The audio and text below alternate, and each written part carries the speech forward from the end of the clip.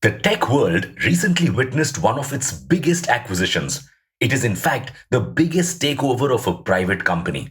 Adobe has agreed to acquire Figma for $20 billion. dollars. Wondering why people on LinkedIn are making such a big deal about this? Welcome back to Revolution Read On, a daily podcast where we break down one story from the world of business and finance. Click on the subscribe button to never miss an update from us. Here's your story for today. You may or may not have heard of Adobe, but you must have heard of Photoshop. It is one of the most well known photo editing softwares. In fact, it was so popular that at one time the word Photoshop was used as a synonym for editing. But Photoshop is super expensive, so much so that it is one of the most pirated softwares out there. This and the other inefficiencies that came with Photoshop led to the birth of Figma.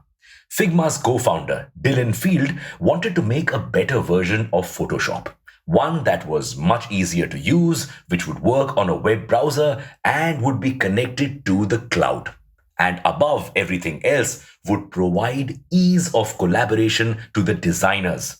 Basically, Field wanted to simplify things, something that a lot of tech startups these days are working on. You see, in today's world, even a lot of people who aren't well versed with technology have to deal with it every day. This is why solutions like Figma are gaining popularity. They allow everyone to access tech without much hassle. For instance, Canva is launching a whole suite of tools that can help you create websites, convert documents into presentations, and presentations into videos with ease. And TikTok is making looking for jobs. Yes, you can now upload video resumes on the platform and searching for restaurants much easier with its interactive and addictive video platform. In fact, a lot of teens now prefer searching for stuff on TikTok rather than Google search. As for Figma, it has gained 4 million users belonging to companies like BMW, Netflix, Airbnb, Zoom, Discord, and much more. In fact, many prefer it over Adobe designing tool Adobe XD. Probably because the tool is also much cheaper. There is even a free tier. This probably scared Adobe. And here's a fun fact. Figma wanted to provide its services for free, but Microsoft didn't trust a free software startup tool. So, Figma quickly added a subscription model. Tells us a lot about human psychology. And if you have to pay for Figma, you know whom to blame. So instead of spending its resources in fighting Figma, it decided to use them to acquire it. But does this acquisition make sense? Adobe has bought Figma at a valuation of $20 billion, dollars, which is double the valuation Figma secured last year. What's more, it is 50 times the projected revenue of Figma. Worse still, it is more than Adobe's entire revenue for last year. So the news caused Adobe's value to plummet $30 billion, dollars, with the company's shares witnessing their worst day since 2010.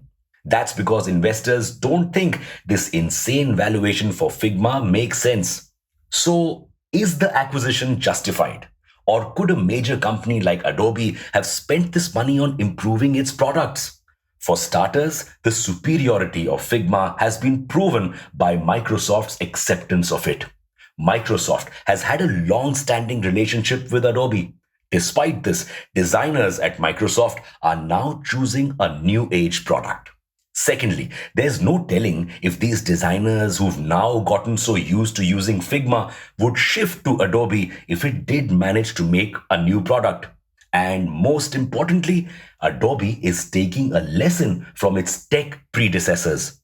Lots of huge tech companies that seemed undefeatable lost out because they failed to tackle up and coming competitors. Yahoo had the chance to buy Google for $3 billion dollars and Facebook for $1.1 billion. dollars. But it didn't, simply because it thought the asking price was too much. Blockbuster didn't buy Netflix for $500 million dollars, and now it doesn't even exist. Netflix completely wiped it out. Meanwhile, look at Google. It bought Android, a relatively small startup back in 2005. But it gave it the tools to compete with Apple and Microsoft, taking Google to the heights it is at right now.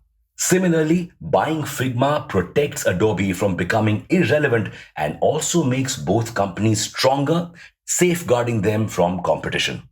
And it gives Figma a massive growth opportunity and access to all of Adobe's resources. For now, it is going to be run independently so all the designers out there can breathe a sigh of relief. However, the deal raises an important question.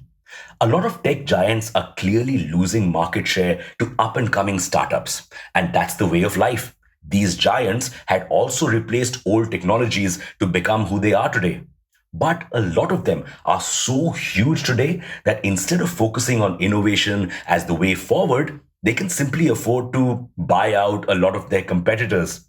This only makes them stronger while stunting the growth of many new companies. And if these companies can't acquire their competition, they simply begin to copy them. Just look at YouTube, Facebook, and Instagram. They are all trying to become the new TikTok. So, will new age companies ever be able to break the monopoly of tech giants? Or will they simply be acquired by their competition?